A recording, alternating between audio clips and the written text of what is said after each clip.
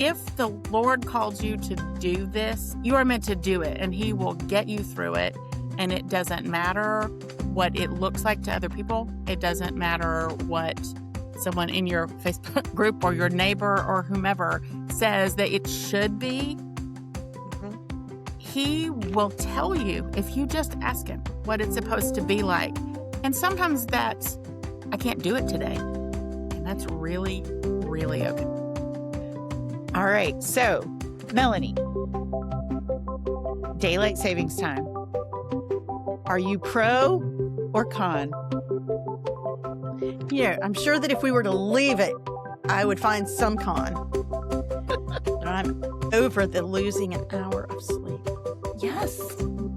Me too. And, when my kids were really little, every time, either spring forward or fall back, it would mess them up so badly. Their sleep, routine, everything. And I feel like now it's not my kids, it's me.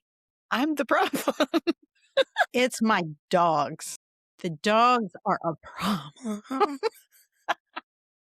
Exactly. And every time that we get into this spring forward instead of losing, I'm like, well, I can fix it. It's going to be okay. How do they know? I don't know. Yeah, exactly. So I am with you. I am a full con. I'm like, just leave it alone. Yeah. And we keep hearing that they're going to fix it, but no, it keeps not happening. So here we are. Yes, exactly. So all of you out there, let us know. Put it in the comments. Are you pro daylight savings time or con daylight savings time? I want to know. Are Melanie and I the only ones? Yeah. Yes. I want to hear. Please comment. I do too. Let us know. And if you're just joining us, we don't just talk about daylight savings time. This is the Homeschool Show from North Carolinians for Home Education. And I'm Amanda Wares, your host. And with me is my lovely co-host, Melanie Willis. Hey, Melanie. Hey there. You never know what you're going to find us talking about. That is exactly right. So what else do we have today? So today we are going to listen to, you had sat down with Briggs Greenwood, one of our board members, and she is a speaker at this year's Thrive Conference. And you just kind of talked over what's on her heart and mind right now. Mm-hmm. And then we are going to have a little bit of what we've seen on the internet, which was quite interesting today. Okay. And if we end up with time at the end here, I'm going to talk a little bit about current legislation in West Virginia about homeschooling. All right. Great. A lot packed in. That's awesome. Okay. So I have known Briggs since probably since I started homeschooling or very shortly thereafter. I think I met her as soon as I started coming to the Thrive Conference, which was right at the beginning of my journey. She was the first person that I met at a Thrive Conference. So. And what could be better than that? Meeting Briggs Greenwood. That's the best. She is so lovely. And once you guys see and hear her in this interview, you are going to fall in love with her just like we did so many years ago. I am going to tell you, not only is she speaking at Thrive, but she is an experienced homeschool mom of 4 boys. And I just think, there are some people in this world that just make you feel good being around them. And Briggs is one of those people. So definitely. I hope you all love this interview as much as I loved doing it. All right. I am sitting down with one of my favorite people in the whole world and a fellow worker with me at NCHE. So, hey, Briggs, will you please introduce yourself to all of our watchers and listeners? Just tell us a little bit about you, your family, what you're doing. Absolutely. And the feeling is absolutely mutual. I tell people all the time, you're one of my favorite people. So my name is Briggs Greenwood. I am currently an advisor for the NCHE board, but I've done lots and lots of things. But my favorite title at this point in my life is BB. That's my grandma name. So, one of those and one on the way, and 4 big boys, last one of which is going to be 17 next week. So, yeah, I'm the whole parenting adult thing is give me some toddlers. That was a lot less So stressful. true. But It's so yeah, I got true. one more year of schooling this one last boy. So Wow. It's amazing, isn't it? Like, it seems like it's a really long journey, but it also goes by fast, like both at the yes, same time. when I Don't think you about the think? fact that we're about to finish our 24th out of 25 years, it feels like, wow, that was really, really fast. Because it was. I mean, this has been my career. Yes, absolutely. Absolutely. And then we get to, which may be a different conversation. Maybe next year we'll sit down and talk about what do you do when you're done homeschooling? Yes, yes. Well, 'Cause- because you and I got to finish at the same time. So right. I know it's a whole thing. Like, okay, now what do I do when I grow yeah, up or I've whatever? thought for a long time that there's a greenhouse article in me about what now. Yes, absolutely. All right. So I am so excited that you are speaking at Thrive. Is this your first time speaking? It is. It is my first time speaking at That's Thrive. so exciting. I know you have served at Thrive for many, many years in a lot of different Yes. avenues, but we didn't talk about specifically what you do at Thrive mainly right now. Would you tell everybody a little bit about that too? And then we'll talk about your Yes. workshop.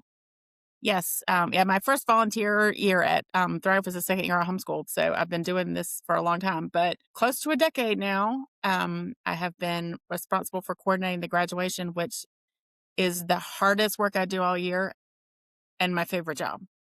So Yes.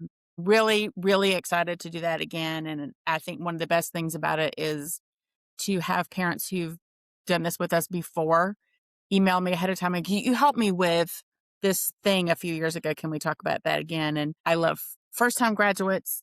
Those parents are always so anxious. And then the last ones are a little sad. I mean, the way that you and I are going to be this time next year. So I love it. It's It wonderful. is. Yes. I feel the same way whenever I get to help with graduation. It is so fulfilling and heartwarming and kind of Yes. like full circle, like a full circle moment. It's Yes. the end of some of their journeys and it's just beautiful. And you do a lovely, wonderful job with that. So, everybody, if you haven't thought about graduation, you might want to. Yes. Because right now we have a good amount of space left. But the regular press deadline is coming up in a couple of days. So Okay, there we go. You heard it here. Get on it. I know it's so yes. easy to procrastinate and especially like, "Oh, that's not until May," but really, right now is the Yes. time. You don't wanna miss out. Okay, so you are doing a workshop, you're speaking for the first time, which is so exciting.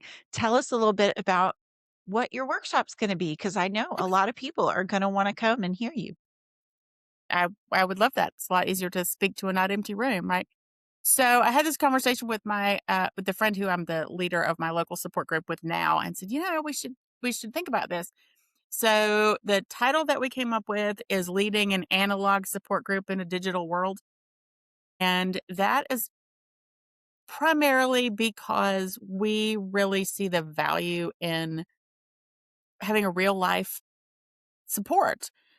And there's lots of online information, and there's lots of Facebook groups, and um, you know lo- a lot of options. And I will never believe that anything is better than real people for lots of reasons. And that's some of what we're going to talk about is, why is that important? And I suppose that the anti online or virtual support reason is there's just an awful lot of misinformation. People who are not particularly experienced, or I heard from my friend, I don't know, talking to a real person is just different. And Yes. I have a real passion for leading those sorts of groups. Mhm. So we won't just talk about why we think those real life groups are important, but also why they are and what it takes to start one, to Mm. lead one, how to deal with conflict in it. And I mean, it's almost like running a small nonprofit or a small Yep. business. There are financial rules and there are conflict rules. And so we just really want to talk to people about why that's important and encourage them that you can do it. And maybe most importantly, that even if you don't choose to lead one, it's important to participate in them because the relationships are so important. I was talking to my eldest son today and I said, all of my real adult friends I met this way. Yes. So we really It's want to true. encourage people to do that. Definitely. And I think, I've had multiple conversations recently with people from my own teenager all the way up, people of all ages. I think there is in this even more digital world that we're living in, with AI, it keeps Mhm. getting more and more. There's a real hunger, I think, in everybody from kids to adults. There's a hunger for that real life, face to face. Absolutely. Yeah. So like the teenagers, the teenagers in my local group, we meet once a week on Tuesdays, and Mhm. all of them leave. They've spent 6 hours together. They all go to the public library and hang out all afternoon, every single week. Yes. So I mean, they really are creating their own depth of relationship, and that's really important. So Yes. And I always say, I've said for years, there is no substitute for in real life support. There just isn't. absolutely And, no, absolutely not. Yes. yeah. And I love that there are Facebook groups and I love that there's information out there available. But Mhm. again, you got to have both. Got to. Yeah, I mean, I help moderate one of the largest Facebook groups in the state, but Yes. Yeah. I spend half my time putting out fires, and that's not true. It's so true. It's so true. All right. So you have homeschooled for a long time, as I have. And, as time goes by, different things, you see different things, you feel different things happening Mhm. in the homeschool community. What would be, if you could say something to a homeschool family, to our watchers and listeners out there, what's kind of on your heart for, I mean, Mm, obviously this workshop, but anything else right. that you'd like to say to encourage them? Just what's on your heart for the homeschool community? Yeah, I think what I would say right now, and the thing I've been thinking about a lot is if I've talked about this maybe a lot, actually, I've written about it a little bit before. If the Lord called you to do this, you are meant to do it, and He will get you through it. And it doesn't matter what it looks like to other people. It doesn't matter what someone in your Facebook group or your neighbor or whomever says that it should be. Hmm. He will tell you if you just ask Him what it's supposed to be like. And sometimes that's, I can't do it today. And that's Yeah. really, really okay. Right. I love that. That's so beautiful. So, all of you out there, you watchers and listeners, I hope you take that encouragement to heart because it is so true. It's just so true and born of a lot of experience and a lot Yes. of, A lot of good days times if I and bad can't do it times. today. Exactly. Exactly. We have been there, Mhm. for sure. I know Briggs and I have said for many years, we kind of live parallel lives. So I can Yes. say with full conviction that this is absolutely coming from experience. Yes. Yes. Because Yes, you've been good and absolutely. listened to some of the days where I can't do it today. So Can't do it today. That's right. We all have those days, but you can do it. That's the best, yes. best encouragement for anybody. I And love if it. your children see you believe that you can do it, they will believe in themselves about it. That's right. Oh, that's good. That is good. Love it. All right. I'm going to close on that note because that's a good note to end on. Thank you All so right. much. Thank you very much Yes, for having me. I look forward to seeing you anytime. absolutely. And for all of you guys out there, we look forward to seeing you in person, Yes. live in real life at our Thrive conference. You can see me. I'll be there. Briggs will be there. We're both speaking. Come and see us. Yes, please. All right. See, I told you she's wonderful. She has just always done a great job of helping me manage the hard times and always have a positive spin on things. And her homeschool journey's not always been easy, but she just has a vast wealth of knowledge, and she's just a comforting person to be around. So true. So true. All right. So, Are you ready? We have 2 things that are what we've seen on the internet. And mhm. really one of them, I was like, "Wow, I didn't even think about this." And so as people come on as new homeschoolers and there's so much information out there and so much it can be really overwhelming. And so I never thought about this. But this person wants to know what the difference is between the North Carolina Department of Non-Public Education and NCHE. Can you help Yeah, us? absolutely. Yes. So, you know, it's so easy when there's a million acronyms and different information come at you all the time to get things mixed up. But here is the difference. NCDNPE is the North Carolina Division of Non-Public Education.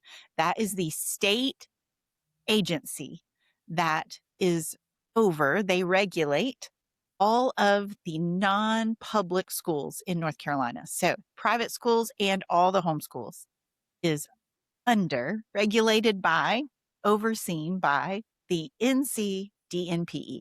Okay. NCHE, or North Carolinians for Home Education, is a statewide homeschool support advocacy organization. So NCHE is here to support you in your homeschool journey. We're here to advocate, to protect your right to homeschool, and to connect you with groups and other homeschoolers and resources. So DNPE, government regulation, that's the overseeing agency. NCHE, support and resources. There you go. That's There you simple. go. That's it. Very good. Okay. And so we have got to reiterate again, and there's so many constantly new homeschoolers coming in. So for you, those of you that have been listening for a while that are like, you keep saying this, I keep seeing it. So we have to talk about it. You are not required to be part of a co-op in order to homeschool. And Absolutely not. so a lot of what I've seen this week multiple times on the internet is, okay, well, I filed my notice of intent. How do I get hooked up with this co-op to teach my kids? Right. So, Amanda, what are your thoughts? Yeah.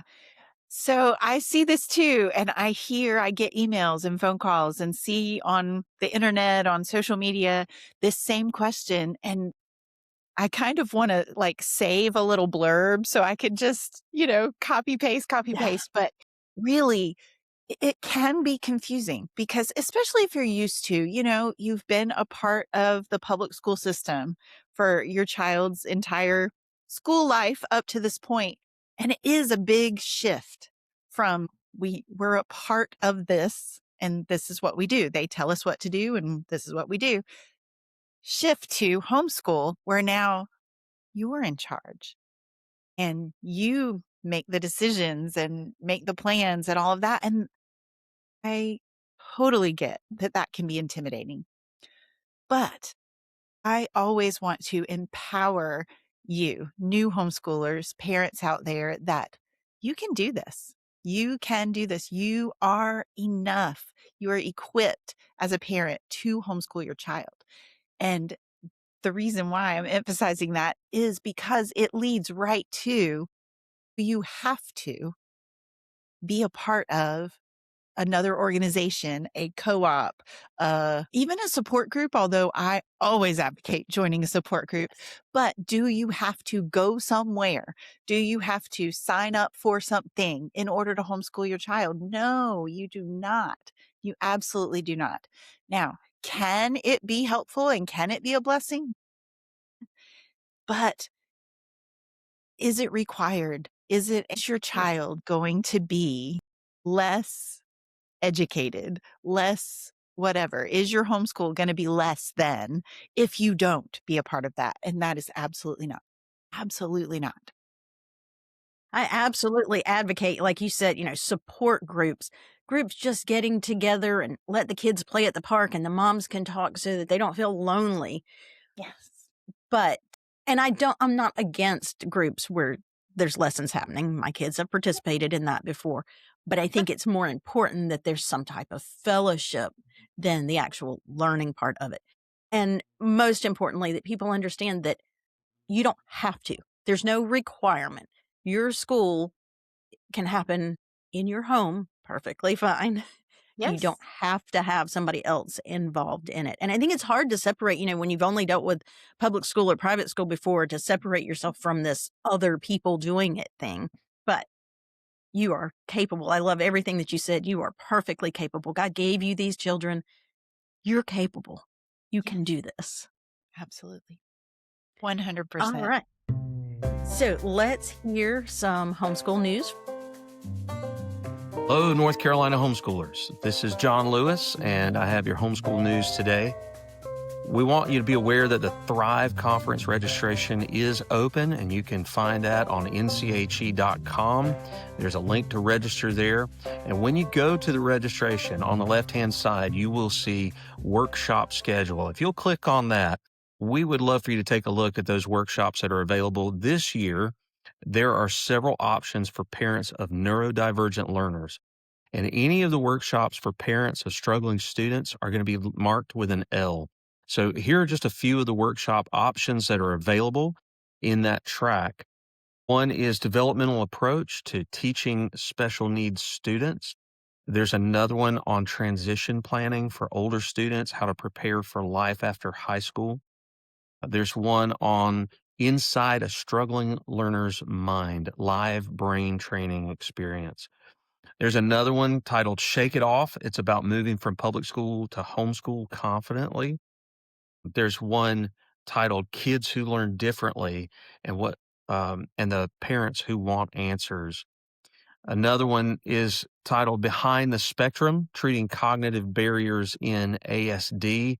And then there's one on tips and tricks for adapting curriculum for special needs learners. Now, there's many others, but those are just a few of the ones that are available. And if you want more information about those workshops or any other ones, you can go to nche.com/thrive. The other thing we want to mention to you today is that there are also 2 field trip opportunities that you need to know about. One of those is on March 23rd. That's a Monday. It's the field trip to the Museum of the Coastal Carolinas and the Ingram Planetarium. Now, that's in Sunset Beach, Ocean Isle Beach area of North Carolina. This is really 2 field trips in one. And so the registration for this event closes on March 19th. Be sure to go ahead and get in there and get your spot before it's too late. The prices and the info are all listed there on NCHE.com. The other field trip we want to mention to you is the Durham Bulls Education Day. Now, this is Tuesday, April 28th, and it's in Durham. They're going to have an opportunity to watch a game between the Durham Bulls and the Jacksonville Jumbo Shrimp. That doesn't sound like a fair fight to me, Bulls against Shrimp, but we'll see what happens. There are various educational and interactive learning stations that will be available around the concourse. There's a hot dog lunch available, and the registration for that event closes on Thursday, April 2nd. Again, prices and information about that event are located at nche.com. We encourage you to go and check out those opportunities for field trips and also check out the Thrive Homeschool Conference workshops. And we look forward to seeing you there at the conference. Have a good day. I'm so happy that we are a week away from spring and there's so many fun things and it's, we can be outside and doing things again. And, this was it felt like a long, cold winter to me. And so I'm ready. I am ready for all those things happening. Definitely. And don't forget to get those applications in for scholarships. Now is the time. Mm-hmm. Absolutely. All right. So we do have a couple of minutes here, and I just kind of want to bring up, because we should all be knowing what's happening in different legislation and praying for homeschoolers around us and around the entire United States. So West Virginia does have some recent legislation that has come up, and we've talked about this already this year with some things here in North Carolina, that they want some oversight in the name of keeping children safe. And of course, we want to keep children safe. I'm not against keeping children safe.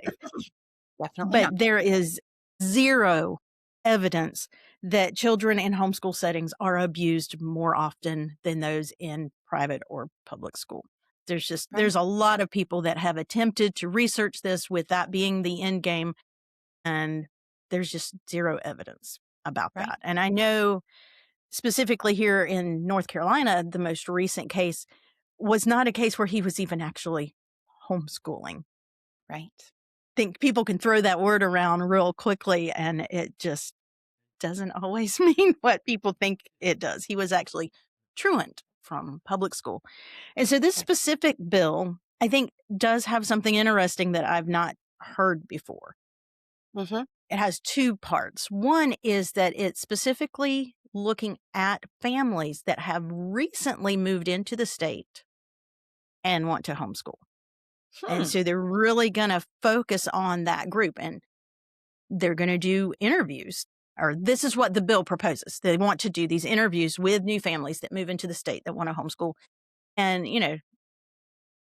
see how on the up and up they are. Yeah. I think that's kind of interesting.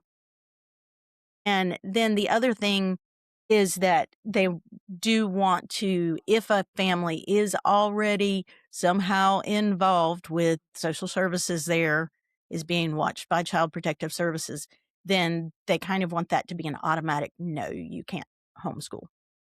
Mm-hmm. I find that interesting as not one, these are some new things that I've not really heard of before in any of the other bills that we see coming across the table. Mm-hmm. So it's interesting. I think it's things that we need to be aware of and we need to pay attention to. And, it's kind of funny because it kind of all links together. You see arguments about money coming from the government to us, and it's all linked together. And yeah, so it's very interesting that these things are coming up, and it doesn't make you feel good as a homeschooler that they want to paint this big, huge paintbrush over homeschooling and that it's a problem with child abuse. I know, it's true. It seems like the longer that I am in the homeschool world, now I've been homeschooling for more than 2 decades. And it seems like and maybe this is true outside of homeschooling as well, but where these kind of fringe cases, these one-offs, for lack of a better word, are used to, like what you're saying, paint the picture of all homeschoolers. I talked to a former public school teacher, and she had one time a homeschooled student who had been pulled out and was put back in and then was behind or had struggled at home, and now they're back in school because homeschooling wasn't working. And so she now, when she thinks homeschool, that's all she thinks about is that one situation that really probably had very little to do with actual homeschooling. It really was a lot of other family dynamics going on and whatever. And I think that's true in a lot of these abuse cases as well, that so often they have nothing to do with homeschooling. And these abusers are using that word to get out of, to hide, but they're not actually homeschooling. And that's the part that's so difficult. We, of course, as parents, as believers, as, just humans in our society, of course, we want children to be safe. Of course, it breaks our heart when anybody is abused or harmed. But at the same time, I also believe so strongly in freedom and parents' rights. And, It's tricky. It really is tricky. But I think what you're saying is so important to really know what is homeschooling in reality and what is, 99 point whatever percent of the population that says they're homeschooling is doing a great job and loves their kids. Yeah. Yeah. Well, and I think you do, like you said, we get these high profile cases. Yeah. And they're like, oh, we're going to pick out anything that we can. And they said they were homeschoolers. And that doesn't happen when these cases come out that are in public school. Right. It's just something else that they can grab onto. And it's not homeschooling that's the problem. Right. People just naturally, there is a sin problem out there, and there are good and bad people all across the board. Exactly. Yep. It's true. Yes. That's true. But I think the baseline of this is what you start off with, just saying it's really important for us as homeschoolers in North Carolina to pay attention to what's going on in other states, because it probably is coming here. It's important to be informed, to know what's going on, to know what the wave of information and things that's going on out there in other states. So I think it's great that you brought this to us, to our watchers and listeners today, and we'll keep, keeping you guys informed on what's going on, even around the country in homeschool legislation. Okay. So everybody out there, I hope that this episode has been a blessing to you in your homeschool. If you haven't already, like, subscribe, share with your friends. If this episode brings somebody to mind that you think, this would really be good for them, share it with them, please. This would really help us out. As always, we want to hear from you. So comment, send us an email. You can always reach us at thehomeschoolshow@nche.com. We really do read and respond to every single message that we get. So please reach out to us if you have any questions, comments, ideas for something you want us to talk about on the show. We would love to hear from you. So, as always, from Melanie and I and everybody at NCHE, keep homeschooling with confidence and joy. Until next time, bye-bye.